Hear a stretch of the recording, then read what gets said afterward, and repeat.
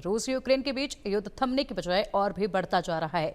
Ukraine पर रूस का प्रचंड प्रहार लगातार जारी है, तो वहीं जंग में यूक्रेन भी पीछे हटने को तैयार नहीं है और अब एक बार फिर से रूस और यूक्रेन ने एक दूसरे पर जोरदार हमला बोला है।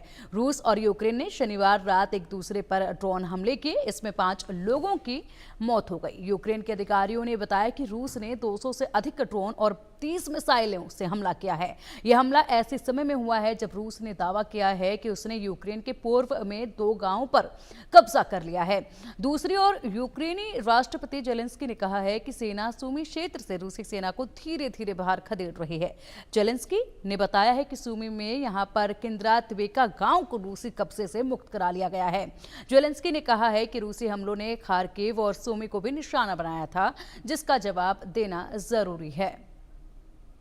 और अब इसी पर लगातार बड़े अपडेट भी आ रहे हैं। यहाँ पर रूस यूक्रेन के बीच में भीषण जंग लगातार अब बढ़ती जा रही है, तेजी के साथ जो कई सालों से चलती आ रही है। अब रूस यूक्रेन का एक दूसरे पर जोरदार हमला जारी है। रूस यूक्रेन के हमले में 5 लोगों की मौत हुई है। रूस का यूक्रेन पर प्रचंड प्रहार लगातार जारी है।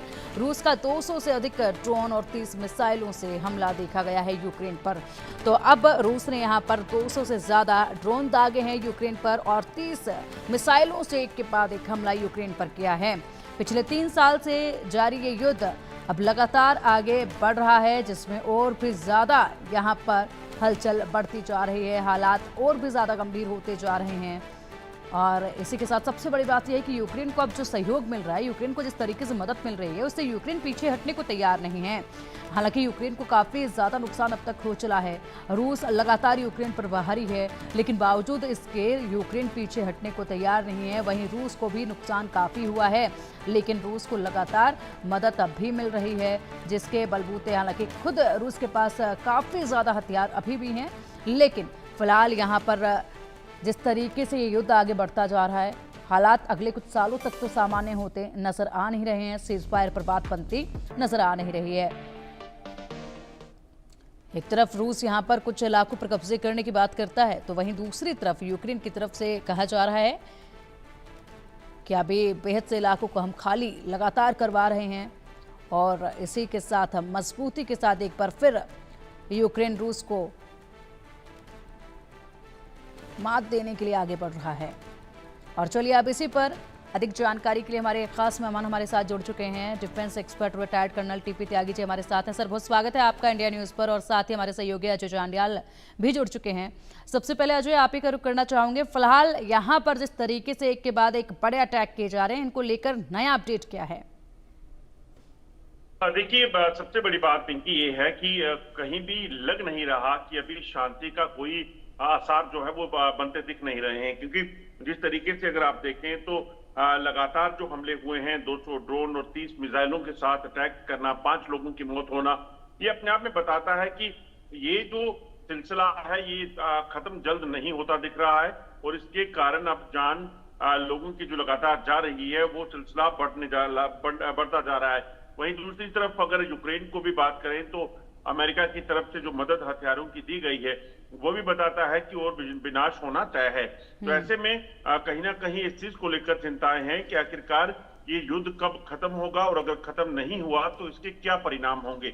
और जिस तरीके से ये हो रहा है, जिस तरीके से मौतों का सिलसिला जारी है, वो अपने आप में बताता है कि चिंताएं दुनिया भर के लोगों के लिए है और खासतौर पे दुनिया पड़ोसी देश हैं उनके लिए भी समस्याएं जो है वो बढ़ सकती हैं। क्योंकि जब ये युद्ध रुकेगा नहीं तो यकीनन जैसा हमने देखा कि इजराइल हमास के युद्ध के दौरान जो है कई पड़ोसी मुल्कों के साथ जो है वो युद्ध शुरू हुआ, और रूस अगर किसी भी दिन यूक्रेन से हटकर जो उसके मदद करने वाले नाटो कंट्रीज है उन पर अगर हमला बोल देगा तो यकीनन ये और ज्यादा नुकसानदायक या और ज्यादा बड़ा हो जाएगा। बिल्कुल, हालात लगातार गंभीर बनते जा रहे हैं। यूक्रेन अब एक बार फिर से मजबूती के साथ आगे बढ़ रहा है। हालांकि नुकसान काफी हुआ, उसके बाद मदद भी मिली और इसीलिए अब तो सीज फायर का कोई नजर आता नहीं है दूर दूर तक कुछ भी, क्योंकि जिस तरीके से मदद अमेरिका से अब मिल रही है। टीपी त्यागी सर, आपका रुख करना चाहेंगे। रूस की तरफ से कहा गया था कि अगर यहाँ पर यूक्रेन को जो भी मदद मिलती है यूएस से तो हम मानेंगे, जहां से भी मदद मिल रही है और उन हथियारों का इस्तेमाल हम पर किया जाता है तो हम मानेंगे कि ये हमला उस मदद करने वाली कंट्री ने भी हम पर किया है, इसलिए उनके साथ भी फिर आगे आने वाले वक्त में तनातनी देखी जाएगी। साफ तौर पर अब ये नजर भी आ रहा है जिस तरीके से मदद मिल रही है और यूक्रेन आगे बढ़ रहा है, तो क्या रूस अब उस बात पे कायम रहेगा, हालात और गंभीर बनेंगे? जी, रूस उसी बात के ऊपर कायम है जो आपने कहा। रशिया ने ये कहा था कि जिस देश की लॉन्ग रेंज मिसाइल यूक्रेन मेरे ऊपर दागेगा, मैं ये मानूंगा कि ये उस देश ने मेरे ऊपर हमला किया है। और यही कारण है कि रशिया अब यूक्रेन से ज्यादा इस बात के ऊपर ध्यान दे रहा है कि नेटो देश रशिया पर कहां कहां से अटैक कर सकते हैं, यानी कि नॉर्डिक देश से जिसमें डेनमार्क, स्वीडन, फिनलैंड शामिल है, या बाल्टिक देशों से जिसमें एस्टोनिया, लिथुनिया, लातविया शामिल है, या काला सागर से। तो वो अभी अपने उसने करीब 6 तो जमीन में ऐसे साइलोज में अपनी आईसीबीएम को तैयार रखा है। ऐसे ही 3 न्यूक्लियर सबमरीन बेरेंट सागर में, बाल्टिक सी में, और अब तो उसने एक्सरसाइज शुरू कर दी है न केवल अटलांटिक में और आर्कटिक में बल्कि पैसिफिक में भी। यानी कि रशिया ने पूरी ताकत लगा दी है अमेरिका और उसके एलाइज को चारों तरफ से घेरने की। इस वजह से उसका थोड़ा ध्यान यूक्रेन की तरफ से कम हुआ है, जिसके कारण यूक्रेन ने रशिया के एडवांस को थोड़ा स्लो कर दिया है। और रशिया ने भी अपना जो नेवी डे मनाया जाने वाला था वो इसलिए उसको रिड्यूस कर दिया क्योंकि यूक्रेन ने इस बात के ऑर्डर दिए हैं कि 1000 ड्रोन रोजाना रशिया के ऊपर दागे जाएंगे।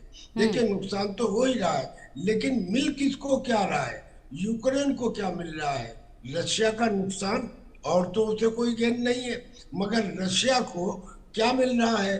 न केवल यूक्रेन को बैकफुट के ऊपर ला रहा है, बल्कि यूक्रेन का करीब करीब 1/3 हिस्सा उसने अपने कब्जे में ले लिया है। और ये तो अब जो पर्टिकुलर स्पॉट है, एक तो ओडेशा और एक पोक्रोवस्क, इन 2 के ऊपर उसकी पूरी ताकत लगी हुई है, प्लस खार्किव और सुमी तो है ही। यानी रशिया ने अभी तक, अगर आप देखें तो अभी तक उसने धैर्य का परिचय दिया है। मैं ऐसा क्यों कह रहा हूँ? रशिया के अंदर जो लोग हैं वो ये चिल्ला चिल्ला के कह रहे हैं कि अमेरिका को पर्ल हार्बर में जापान ने इतना नुकसान नहीं पहुंचाया था जितना रशिया में हो चुका है। लेकिन अमेरिका ने उस पर्ल हार्बर के नुकसान की वजह से जापान के ऊपर एटॉमिक अटैक कर दिया था। ऐसे ही अब रशिया के लोग कह रहे हैं कि अगर रशिया में स्टालिन रहे होते तो अब तक उन्होंने कड़ा एक्शन ले लिया होता।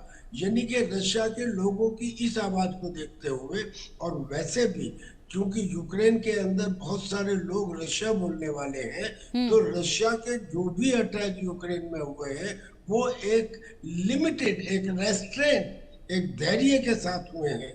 और इस वजह से यूक्रेन अब तक टिका रहा। लेकिन अब यूक्रेन को जो हथियार मिलने वाले हैं या जो भी दे रहे हैं अमेरिका के नेटो के थ्रू, वो यूक्रेन के अगेंस्ट ही जाएंगे, क्योंकि यूक्रेन की रेजिलियंस अब फरवरी 2022 जैसी नहीं रह गई है। अब वो बहुत ज्यादा क्षीण हो चुका है। अब ऊपर से जो हथियार मिलेंगे, फिर रशिया का पलटवार होगा, यूक्रेन का और नुकसान होगा। तो मैं समझता हूँ कि नेटो कंट्रीज और अमेरिका जो हथियार दे रहे हैं यूक्रेन को, वो यूक्रेन का नुकसान ही और कर रहे हैं।